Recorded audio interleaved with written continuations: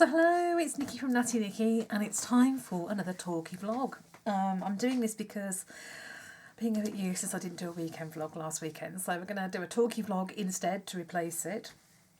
The subject of today's Talkie vlog is plus size fashion, and it's a bit of a, not a rant really, but I'm just going to talk about some stuff that's I'd like to see change or things I'd like to see happen. Now, I've been blogging now for 4 years. When I first started, plus size fashion was quite different. There weren't as many retailers. Some of the people who are now offering plus size ranges, they just weren't at the time. Choices were still more limited. So things have come a long way, and I totally get that, and I'm very on board with that. But there's still, I think, a way to go. I still think that we haven't quite... There's still a lot of stuff that needs looking at and needs sorting out, and that frustrates me, not only as a blogger, but also just as a consumer at the end of the day, because if I put the blogging to one side, I am still, first and foremost, a consumer. I'm buying stuff, and, you know, there are certain things I want as a consumer, really. A lot of what I'm going to talk about or touch on today has most likely been discussed in other places already. I think a lot of what bothers me bothers a lot of people within the blogging community. So what I will try and do is find some articles that are related or that sort of talk about the same things and pop them in the description down below so you can go off and look at those as well. So without much further ado, let's get started. So the first thing I want to talk about is cold shoulders. The dreaded curse of the cold shoulder. Now, I remember cold shoulders starting to appear in clothing about 4 years ago when I started. I remember ASOS coming out with some like oversized dresses that had like a sort of strap there and then the sleeves. And they weren't too bad, and that was kind of the start of it. But then it seems that they became popular, and for whatever reason, retailers decided that because we'd bought these things, this must be what we liked as plus size consumers. So they just sort of went mad and just did loads. I'm bored of it. I'm sick of it. I mean, what's really frustrated me, particularly in the last couple of months, is looking at winter weight clothing or long sleeve clothing. The whole point of me wanting to wear long sleeves in the winter is for warmth. I don't particularly want to have cold arms at 10 to 7 in the morning when I'm going out to work. Even with a coat over me, I still feel that cold coming through if the bottom half of my arm is uncovered. So I'm, you know, looking for tops and dresses and things, and the amount of long sleeve stuff I have found with cold shoulders in it, I'm just like, really? Can you not? I mean, what is the point of giving me a long sleeve top and then cutting this bit out? I don't understand it. I really don't get it. I do own something with a cold shoulder. Well, I own something with a cutout that's kind of there, which is a dress I bought in the sale last year from New Look, and I don't find that too offensive, otherwise I wouldn't have bought it. And if you like cold shoulders, more power to you, but it just seems that everything seems to have them. And it's almost like this acceptable part of our bodies that, you know, if we're going to show some skin, we'll just show that bit, because that bit won't offend people, you know? Ugh, no. It's just, I don't get it. I don't get the obsession with it. I went onto Yours Clothing about 5-10 minutes before I sat down to film this, to do some little bit of research. And I searched for cold shoulders. Now, don't get me wrong, I like Yours Clothing. I wear a lot of their stuff. They're a very good retailer. Their website is packed full of stuff in a good variety of sizes. So, you know, kudos to them for that. But I did a cold shoulder search. 137 items they sell with cold shoulders. 137. Now, I know in context they have a lot of stuff on there. So obviously they're going to have a high value. Sorry, I don't know what the cat's doing. She's making strange noises. They're going to have a high number of stuff. But even so, 137, it's an awful, awful lot, you know. I think they're probably one of the worst offenders for that. In fact, I think Yours Clothing are going to come up a few times in some of the things that I'm talking about today. Yeah, 137 items. And it's a bit much, really. I mean, I don't want to buy a long sleeve shirt and have a bit cut out here, because if I'm buying something that's, like I say, with long sleeves, I'm buying it because I want it for a colder time of the year to make me warm. So if someone can explain to me in the comments why the cold shoulder thing is, I don't know, I don't get it. It seems like retailers, when they find something that they think plus size women or consumers like, that they keep doing it. I mean, if you go into Primark and other places where they sell smaller size clothing, I don't see as much cold shoulders in those ranges. You can tell me if I'm wrong if you wear smaller sizes, and you do see them a lot, but I don't think they're as prevalent in smaller size clothing. I don't know. Maybe they are, maybe they're not, but can we just ditch them already? Butterfly print. The good old butterfly print. Now, I like butterflies. I think butterflies are beautiful. I think they're really, really pretty. I don't necessarily want to walk around covered in butterflies. I know a lot of people like butterfly print, and again, if you do, great.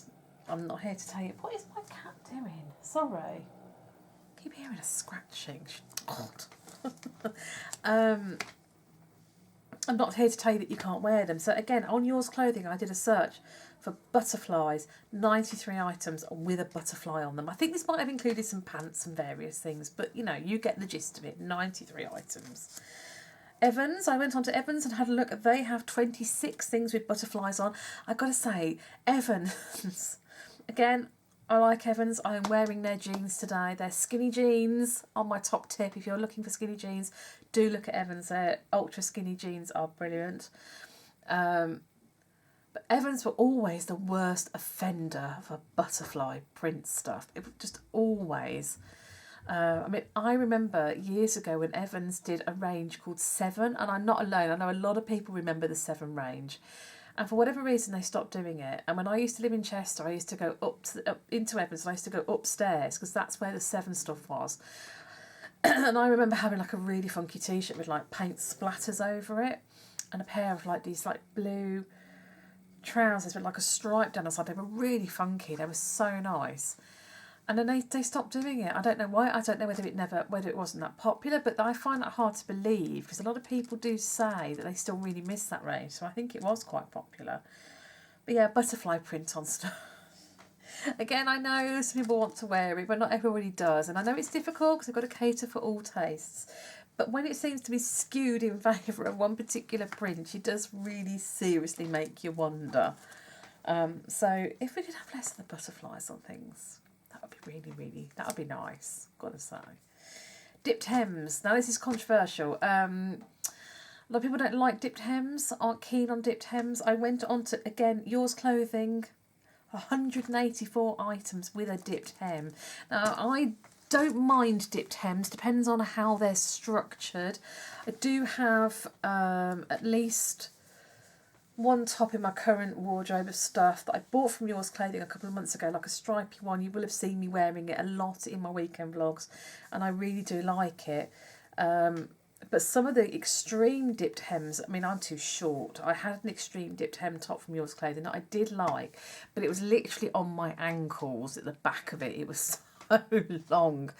And sometimes I make no secret that I'm a big fan of oversized tops, but a lot of the oversized tops, again, come with a dipped hem. But then the other gripe I have with them is that they go too high at the front. I like a certain length of top because I've got quite big boobs, and so a lot of my tops pull up because they've got to deal with my top half, so then I make them too short. And I've got a strange shape, but I've got a very short torso, so I prefer longer tops that sort of balance out my legs to my torso ratio. I know that sounds ridiculous, but I find with some of the dipped hem stuff, it comes up a bit short at the front and then like massively long at the back, and I'm just like, really, no. And the other thing that frustrated me was I bought a top from Boohoo, and this kind of leads on to another point that I'll make later on, that I love dealing with. You will have seen it, I've worn it loads on camera, and I've worn it on the blog. Is that it's got sun, moon and stars down the sides, and online it didn't show it having a dipped hem. It showed it as being completely straight at the front and at the back, and then when it arrived, the back was longer, and I was a bit miffed. But I love the top so much that I kept it, and I do wear it a lot. But I was like, why did they need to do that? Why couldn't it? I mean, like the top I've got on today, it's a Dotty Peas one. A little heart on it. I can't really show you. I don't like that. Look, there you go. This has got a straight, the hem goes all the way around in the same size, and that's really all I want. I don't want front and back to be different lengths. Sometimes I do, sometimes I don't, but it seems more often than not that a lot of the options are for dipped hems, and I know that a few people aren't keen. I waver. It seems to be that you don't get, I think what I'm trying to say is you don't get a choice. You get either lots and lots of cold shoulders, lots and lots of butterflies, and lots and lots and lots of dipped hems. So if you don't want those particular things, then it kind of starts to really massively reduce what you can buy and what is available. And I think that's when I get frustrated, because we're already limited in our clothing options as plus size consumers, which is something I'm going to touch on in a little minute. So when you start to have to take out of the equation stuff that you don't want, then your choices become smaller and smaller and smaller, and that is frustrating, to say the least. So I do wish that retailers would listen to more feedback about what we do and don't want. And yeah, obviously we buy these things because sometimes you've got no choice. It's all you're presented with. You're not going to walk around naked, so you're going to buy what's there. You know, you don't really feel you've got the choice. So moving on, lack of choice. As seeing as I'm talking about lack of choice, we'll go with lack of choice. Now, when I say lack of choice, sometimes what I'm also getting at is a lack of physical on the high street choice. Now, I make no secret of the fact that I live in Birmingham, the UK's second city. Sorry, Manchester, but Birmingham is the UK's second city. No matter what anybody else says, it definitely is. It's a big city, but it's appalling when it comes to plus size shopping. At the moment, we have Yours Clothing in the Bullring, and we have last time I went in, I believe it's still in there, we have one new look. We have two new looks in Birmingham, but only one carries a plus size range, and last time I went in it was upstairs in a corner next to the maternity wear, because for whatever reason retailers obviously decide that us fat women want to go and shop right next to the pregnancy wear, because, you know, I might just happen to buy a maternity top because it might just happen to fit me. Personally, given my history with pregnancy, I do not want to wear maternity clothes when I'm not pregnant. That's if you want to go ahead and do that because you find that maternity wear fits you and you can get something, great, but for me personally, it's not something I can do. Anyway, that's beside the point. But living in Birmingham, you'd think, and like quite often people will be like, oh yeah, we'll do a Birmingham meetup, and I'm like, yeah, that's great, come to Birmingham, I'd love to see you all, but do beware, the clothes shopping is rubbish. We had an Evans, it has gone because the shopping centre it was in is currently being renovated to become a flagship Primark store. So that has gone. Of course, BHS is a big casualty of the high street. That used to have an Evans concession in it. That has now gone and left a huge hole on the high street of Birmingham as well, because it was a big store. That has now closed. We have two H&Ms in Birmingham. The last time I went in, neither of them had the 8+ size stuff in store for you to try on. River Island last time I went into River Island, they did have the plus size section, and to be fair to them, it was not shoved in a corner, it was right slap bang in the middle of the store, but that was because it had just not long been released. Of course, they were still very much pushing it and championing it and, you know, getting it out there so that people knew it was around, but it was a very small selection of the total collection that you could actually find online. I didn't try any of it on, but it was there, you could see it. And this is what frustrates me. I don't find going out into town clothes shopping that much fun anymore, because very limited. I literally have two shops that I can pretty much go in and try stuff on, and it's not really much fun. I don't get the joy of being able to go onto the high street and walk into numerous stores and be like, oh, I've got stuff in my size. Yay, I can try it on. Because for me as well, it's like feeling the fabrics. I bought a dress a few months ago from New Look, and I was convinced it was jersey. I should have read the description more closely. That's my fault. But it looked like jersey. And I bought it, and it turned up, and it was like that funny crepey material, which meant it didn't fit properly, and it ended up being too big because it didn't sit right. And it was really frustrating. Now, if I'd gone into the store and I'd had it in store for me to touch and feel, then I'm going to be like, oh, it's made of that material. Or maybe I won't buy it then. Or maybe I'll think about buying a certain size, yada, yada, yada. And I remember the first time I went to Simply Be over at Merry Hill, because Merry Hill's slightly better for shopping. They have Simply Be, Evans, the H&M last time I went in did have the plus size range in store. Don't think the New Look had, but that might have changed because I haven't been over to Merry Hill for quite some time. And it was amazing to go into Simply Be, and I remember turning to my husband and saying, oh, can't believe I got this, oh my gosh, that's this dress I've been looking at online, and that's this and this is that, and oh, I can actually touch it and I can actually feel it. I can go and try it on. I remember being so happy going into the changing room and taking like loads of stuff with me to try on. And how, you know, and they had, I mean, to be fair to Simply Be in Maryhill, they have got lovely changing rooms. They had this big magic mirror that you could have your photo taken. And it was really nicely done. And the whole shopping experience was really nice. But it's few and far between that I get that experience as a plus size shopper. Most of the time I'm shoved online. A lot of people moan that the internet is killing the high street. Well, for me, I don't really have much choice. Tomorrow I'm at an awards event in town, and being the doofus that I am, I didn't realise it was so soon. I got it in my head that it was later in March. So I'd sort of been like, yeah, I'll think about something. Then panic stations. I needed a top. So in the end I quickly had to buy something off ASOS and hope it turned up in time, which thankfully it did. But then I had to pay delivery charges. Then if it's no good, I have to go faffing about returning it. I mean, yes, okay, you can say it's a faff returning it in store, but if you've managed to try it on in store, the chances are you won't have bought it unless you already know that it fits you and that you're happy in it. It's such a gamble as well with sizing. When you're buying online, you can look at the size charts, but it still doesn't mean the blimmin' thing is going to fit you. And it's like getting to know which retailer is generous or not generous for their sizing. And Simply Be, I'm looking at you. Your sizing, I don't know what it's like now, but it was atrocious. I've had to size up. Last thing I bought from Simply Be, I had to size up twice. Now, it's lucky that I live in the blogging world that I can go on and I can usually find, if there's something in particular I'm looking for, chances are somebody somewhere may have reviewed it. So I get the chance to find out the fit. Do I need to size up? Do I need to size down? Because you don't know. And again, I'm having to pay a delivery charge for something that I have no idea if it's going to fit, if it's going to be decent, if it's going to be right. I'm going to have to, and sometimes I've got to order two for sizings. Just, you know, it's a nightmare and it drives me mad. It really does. I mean, now with New Look, I think if I spend £20, I can get in-store collection. If not, I've got to pay a fairly hefty delivery fee, and they are quite hefty. I think Yours Clothing, it's something like £3.95 for delivery. So when you're buying a top that's, say, 15 quid, all of a sudden you've got like nearly another £4 being added on. It makes it quite expensive. I mean, plus size clothing is not the cheapest anyway. I mean, that's another point I'll come to in a minute. But yes, lack of stuff on the physical high street. I feel like we are the retailer's guilty secret. They want our money, but they don't want us in their stores. That is how I am made to feel, particularly with places like H&M that have been quite deliberate just recently in taking their plus size ranges out of their stores. I know there was a big hoo-ha in America where they had the big flagship stores and it had gone.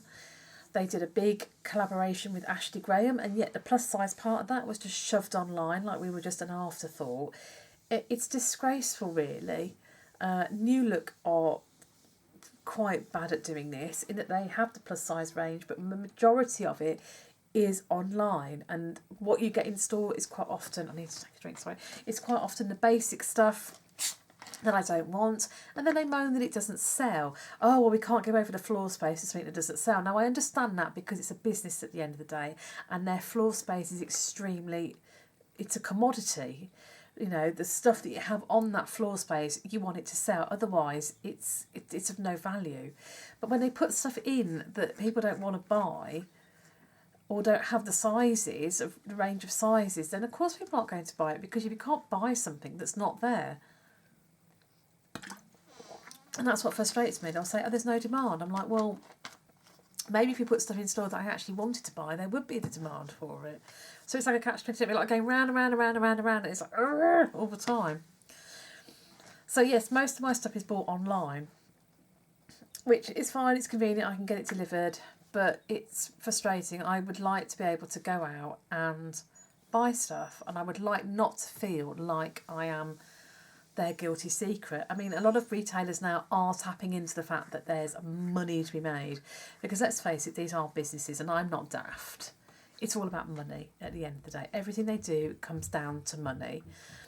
If they see value in it, they're going to do it. And there's a lot of untapped potential out there. There are a lot of women out there who have got money to spend, but nowhere to spend it, or nowhere caters for the particular item that they want to buy.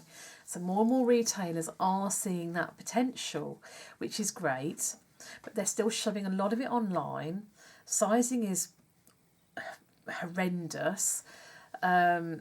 Sometimes things come up so small that if they only go up to a 24, they're literally cutting off at a 22 if the 24 is so tiny. That really frustrates me. And that kind of leads me on to my next point, really, is we seem, just recently, whenever plus size ranges come out, they stop at a 24. It's like the magic number. It's almost like they just won't go beyond a 24. They won't take that plunge. And we hear a lot of people say, oh, well, you know, they just want to see if it sells. I'm like, that's great. It's progress, you know, we should be grateful that they're doing it. And I'm like, really? Grateful for what? They're not catering for half that. There's still so many people they're not catering to. Why should they be grateful when they see a plus size range being launched that they're excluded from? I wouldn't feel grateful if I saw something that I was being excluded from. I'd feel really quite annoyed. And quite rightly so. I remember when River Island first launched, it went to a 24. Now, bearing in mind their main range goes to an 18. So we are talking a size 20, a size 22 and a size 24. So in a sense, what they did was release an extra 3 sizes. So when you break it down to that, does it sound so great?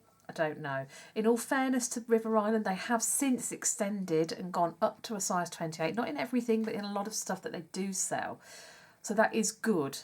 But what I really would like to see is right out of the gates is a big high street retailer saying, right, we're going to do a plus size range and we're going to go all the way to 30 right from the get-go. Not this, oh, we'll go to a 24 and we'll dip our toe in the water and we'll see. Because there's always women who are a size 26, 28, 30 or, 32. What happens to them? They are still being excluded and they've got money to spend at the end of the day. When you look at companies like Lady Vintage London, who have the offshoot of Lady Voluptuous, they go up to a 32. And I know I've heard Debs, who blogs under Wannabe Princess, say time and time again that when their dresses get released, the bigger sizes, the sizes at the top end of the range, are usually the first to sell out. She said, and what does that tell you? That there is definitely a demand out there. And they are a small company. And at the moment, as far as I know, they go from a size 8 to a size 32 across the ranges that they sell, because they have their main sort of Lady Vintage and they have their Lady Voluptuous range. So they're very, very inclusive. But a lot of brands are still stopping at a 24. I know that Boohoo now go to a 28. They used to do a 24, so they have extended, so that is good. And some people did say that their stuff was so super stretchy that you could wear it if you were bigger than size 24. But my point with that is, as well, again, I'm very lucky that I know a lot of plus size bloggers and I read a lot of plus size blogs, but not everybody does. Not everybody's into the blogging world. Not everyone knows about the blogging world. Not everyone reads blogs. So unless you know about them, if you're going to look at Boohoo and go, oh, well, they only go to this size, that isn't going to fit me. You're not going to bother buying it because you're going to think, oh, it won't fit me. Whereas if you've read a blog and you see somebody who's a size 28 saying, well, actually, I bought this dress from Boohoo in a size 24 and it is so super stretchy that, look, it fits me comfortably. So, go and buy it if you want to get one. And that's great. But obviously, that information isn't available. Well, it is available, but it's knowing that it's there and knowing where to find it. And this is an argument I had with a company online a few weeks or a few months ago, who were bemoaning the fact that their plus size dresses weren't selling. And I said, well, your plus size dresses for a start are a lot more expensive than your straight size dresses. I said, and you stop at a certain size. And they were like, oh, well, our size 22 dress fits somebody of like a 26. And I said, well, how do I know that? If I go onto your website and I look at your sizing stuff and I look at your things, I'm not going to think that one of your smaller size dresses would fit me. And I don't like this argument of charging more, because they said, well, it's more fabric to make a circle skirt. And I thought, okay, fair enough. I said, well, hang on a minute, you do sizes 8 to 16, but you don't charge more for the 16 than you do for the size 8.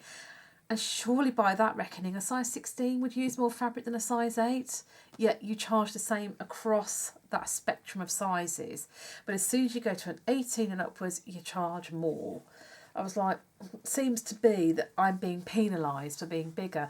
H&M have been guilty of this. I remember in the past I've looked for a stripy top on H&M, found one in their sort of straight size section, was like 12 quid, found near identical one in the plus size section, it was nearly £20. I'm like, really? Really? No. And it frustrates the life out of me. I mean, Lindy Bop, go to a 26 at the moment. I know a lot of people are constantly saying to them, can you please just extend your sizes? I don't know why they don't, because again, there's a lot of untapped potential there. Surely they must look at Lady Voluptuous, I don't know if they do, and see that they get really good sales in those upper sizes. There are a few dresses from Lindy Bop that I do know, again, because I've seen them in a blogger world, that have the stretchy back. There is a terminology for this stitching stuff, and I don't know what it is. So they have the stretchy back. I think it might be the Safi dresses that have the straps. And because they are so super stretchy, they fit people who are bigger than a size 26. And in fact, a lot of people have to size down with those particular dresses. But again, you'd need to find the reviews and seeing people wearing them and talking about them to know that. But they're still cutting out a big amount of people who want to buy their dresses. I mean, the 1950s sort of retro pin-up look is very, very popular amongst women of all shapes and sizes, not just plus size women, but a lot of plus size women say they feel that's a lot of what they get offered. But there are a lot of women out there who like that particular style. I like Lindy Bop. I've got quite a few of their dresses. It's always a good... My top tip with Lindy Bop is always check when they have their flash sales on, because they tend to do really massive reductions. I've got dresses for like £9, £14. Always well worth looking. But I do wish they would extend their sizes. I think... Like I say, there's so much untapped potential there, and I really wish they would. I don't know. Obviously I don't know what their business model is, but fingers crossed. If enough people keep saying it, hopefully they'll do it. Who knows? Who knows?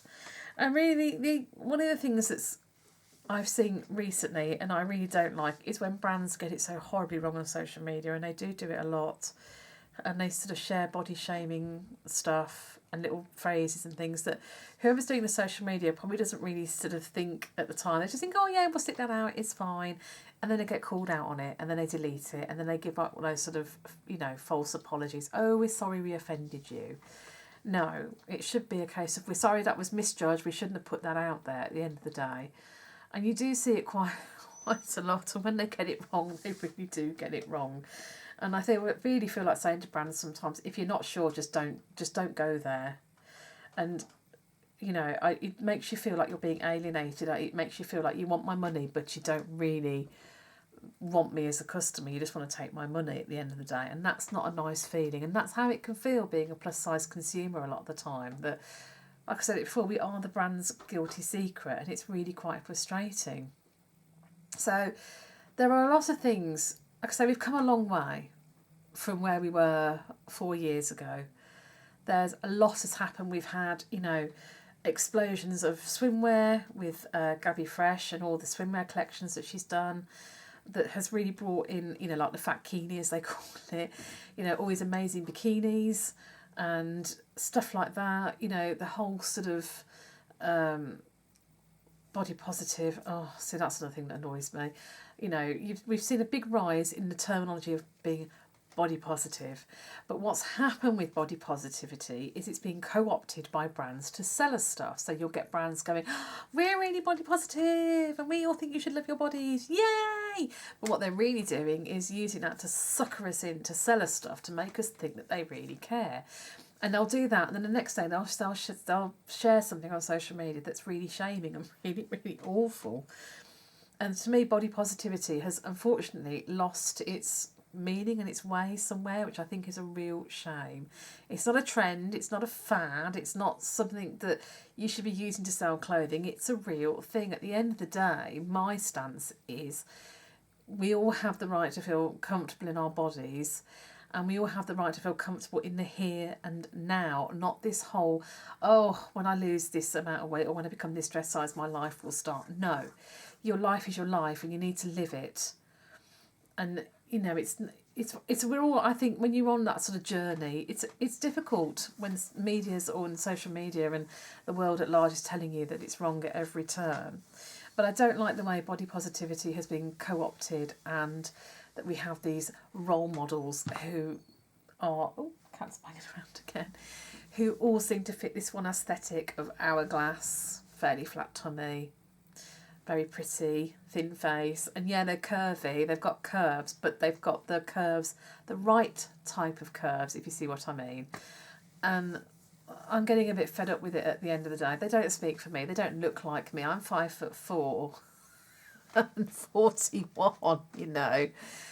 I think that's why bloggers and the world of all that kind of thing is still so important. Because, so yes, I think we should stop using body positivity as this buzzword or this buzz thing that brands seem to want to jump all over.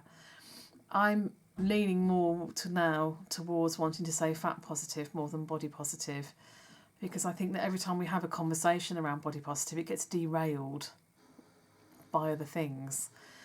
And there's still a lot of stigma out there attached to being fat and being visible on the internet. Just daring to live a life where you're not conforming at the end of the day. So yeah, I'd like to see more understanding from brands around that, and them not trying to jump on the bandwagon. I shared something on my personal Facebook the other day that was just horrendous, which was from Zara, with two very, very slim and very young models stood in a pair of jeans looking over their shoulder, and it has something underneath it like "embrace your curves." It's just horrendous. You know, it's losing the point of what it's talking about. You know, curvy is a shape, not a size. And yes, you can be slender and curvy, you can be fat and curvy. But that's not, you know, this whole Zara thing was awful. And it said no wonder people have got problems with their body image when you're seeing these tiny, tiny models and being told, oh yes, embrace your curves. It's like, well, what, I can only embrace my curves if I look like that? I can't embrace my curves if I look a different way? I don't know what kind of message they thought they were sending out with that one. But that's what I don't like. That's what I don't like about how body positivity has been co-opted for brands for that kind of purpose. I think that it's lost its roots of where it came from, and it's been pushed into something else. So I think now, if you ask me, I would say I'm more fat positive, because I still think that to be fat and be visible, people still don't like it. I've seen some horrendous things online the last couple of weeks that have been said to people, which I'm not going to repeat because they were awful. And people coming onto people's Instagrams and being horrible to them and saying things. It's still a difficult world to live in. It really is. And I just hope that as time goes by, it gets better. But who knows? Who knows, really? But these are the kind of things I hope for the future, that we, you know, get better fashion choices, just get better choices altogether, really. And, you know, stop being brands' little guilty secrets and then only using us when they want to try and sell us stuff. So that's it. That's my rant over. Let me know in the comments what you think of what I've said. Do you agree with me on cold shoulders, or do you like them? If you like them, more power to you, like I say. Anyway, as always, you can find me over on Twitter at GamerGirl0621, on Instagram at Natty Nikki, and my blog is www.nattynikki.com, and I promise I will update it. I know I've been slacking on the blogging front recently, and I'm very, very sorry. Anyway, thank you all for watching, and I'll see you all soon. Bye-bye.